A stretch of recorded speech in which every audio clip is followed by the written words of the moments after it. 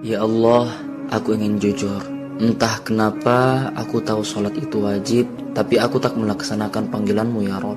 Dan entah kenapa aku bosan dan malas dengan ibadah yang setiap hari Engkau mengingatkan kami, memanggil kami hanya untuk sujud kepadamu.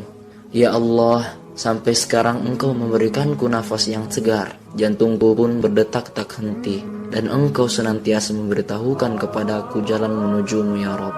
Aku mendapati nasihat Engkau ya Allah di berbagai media-media yang Engkau perlihatkan kepadaku. Aku sadar akan teguran dan petunjuk yang senantiasa Engkau berikan kepadaku ya Allah. Namun, tak henti-hentinya aku malah mengabaikan dan hanya egois dengan keinginanku yang jahil. Entah ada apa denganku yang tak meraih hidayah yang Engkau datangkan di hadapanku. Maafkan aku ya Allah. Kali ini aku benar-benar menyesal. Aku buta akan dunia, padahal Engkau selalu ada untuk mencintai.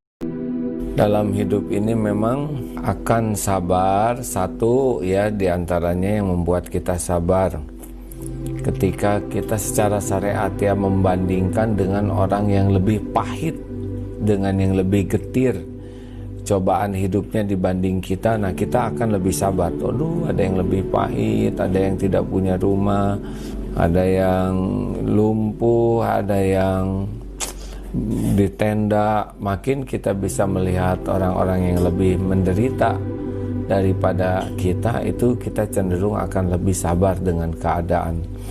Yang kedua, kita tuh bisa lebih sabar kalau kita semakin menyadari bahwa ujian kepahitan tuh bisa jadi penggugur dosa, sedangkan kita banyak dosa. Nah, banyak dosa yang tidak terhapus karena istighfar kita kurang bagus. Saya tanya pada Anda, siapa di antara ikhwan teman-teman yang selama hidupnya lisannya tidak pernah mencela orang lain? Siapa di antara Anda yang selama hidupnya matanya tidak pernah melihat yang tidak bermanfaat? Coba cek. Ibu selama hidupnya, siapa yang tidak pernah gosip? Coba silahkan cek. Berapa kali kaki melangkah pada yang tidak baik, tangan mengerjakan pada yang tidak mulia, itu kan tidak bermanfaat.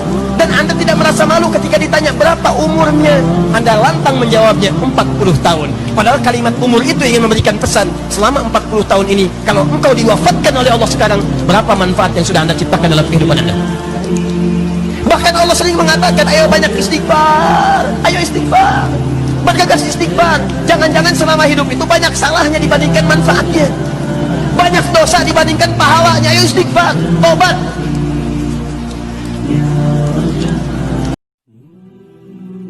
Setiap orang punya pilihan berubah. Jadi kalau Anda bisa memilih yang baik, kenapa Anda memilih yang buruk?